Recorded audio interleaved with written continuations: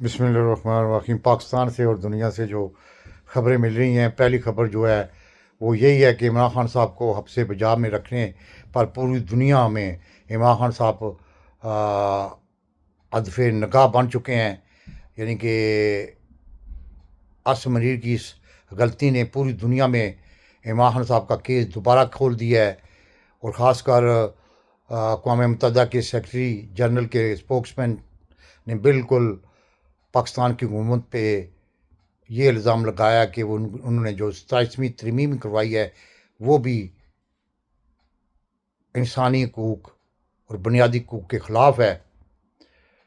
اور دوسری سب سے بڑی خبر یہ آ رہی ہے کہ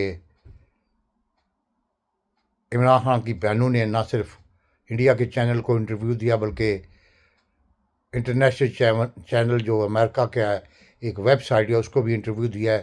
اس نے مزید ہلچل مچا دی ہے۔ تیسری سب سے بڑی خبر ہے کہ پاکستان اس وقت آرمی چیف کے بغیر چل رہا ہے۔ بخبر ذرائع بتا رہے ہیں کہ پاکستان کے GHQ میں بغاوت ہو چکی ہے۔ عاصم منیر عہدہ چھوڑنے کو تیار نہیں ہے۔ نیا چیف جو کہ آرمی کا ہے، اس کا اعلان نہیں ہوا۔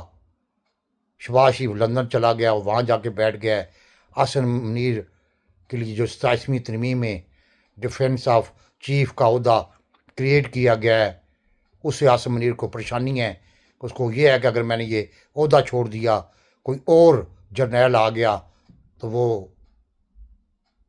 مسئلے میں پھنس سکتا ہے۔ اس لیے اس وقت فوج کے اندر بہت زیادہ تشویش ہے۔ اس وقت پاکستان کا کوئی بھی آرمی چیف نہیں ہے۔ عاصم منیر ریٹائر ہو چکا ہے اور دوسرا آرمی چیف کی اناؤنسمنٹ نہیں ہوئی۔ اور تیسری سب سے بڑی خبر ہے کہ انٹرنیشنل طور پر بھی 27ویں ترمیم کو غیر آئینی، غیر اخلاقی اور انسانی حقوق کے خلاف قرار دیا ہے، جس کی وجہ سے عاصم منیر جو ہے آرمی چیف کا عہدہ چھوڑنے کو تیار نہیں ہے۔ اس نے یہی سمجھا تھا کہ میں عمران خان صاحب کو حبس بجا میں رکھ کے کوئی مقاصد حاصل کروں گا، وہ بجائے مقاصد کے عاصم منیر خود گڑھے میں گر چکا ہے۔ اس کو حکومت پاکستان کے وزراء جو ہے بخلاڑ کا شکار ہے۔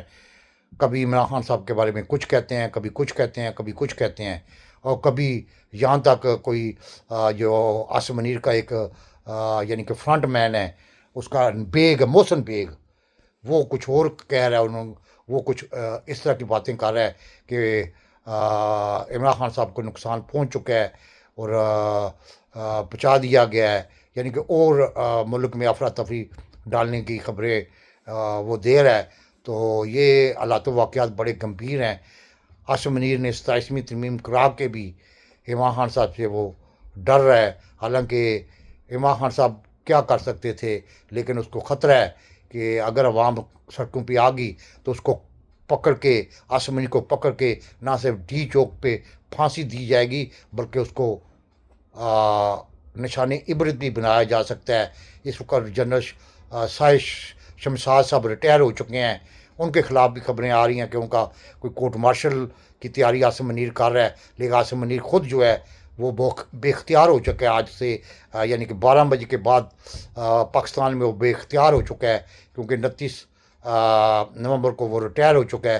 لیکن اس وقت گما گو کی کیفیت ہے پاکستان میں، کیا اندر کی صورتحال ہے یہ تو کسی کو پتہ نہیں ہے، لیکن جو کچھ نظر آ رہا ہے وہ نہیں ہے۔ حالات بڑے خراب ہیں پاکستان کی اسٹیبلشمنٹ کے، پاکستان کی آرمی کے اس انسٹیٹیوشن کو عاصم منیر نے اپنی ذاتی مقصد کے لیے تباہ و برباد کر کے رکھ دیا ہے، اور وہ ریٹائر ہو چکا ہے، کیونکہ اس کا جو ٹرنور تھا وہ آج تک تھا۔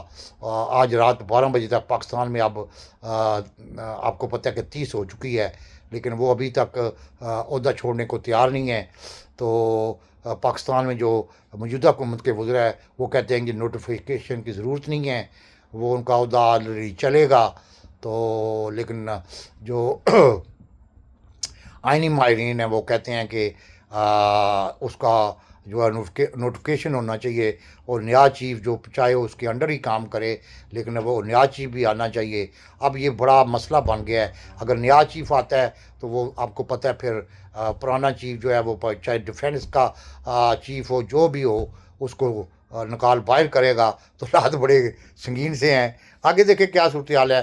لیکن یہ ہے کہ خراج تحسین پیش کرتا ہوں سہیل افریدی نے اس یعنی کہ عمران خان صاحب سے ملاقات نہ کرنے کی جو ہائپ کریٹ ہوئی ہے پوری دنیا میں چلی گئی ہے، اور اس نے 8ویں دفعہ رات گزارا کر کے ان سب کو ننگا کر کے رکھ دیا ہے. اب یہ گما گو کی کیفیت میں ہیں، آئیں بائیں شیں کر رہے ہیں. اللہ دیکھے آگے دیکھے کیا ہوتا ہے. پاکستان زندہ باد.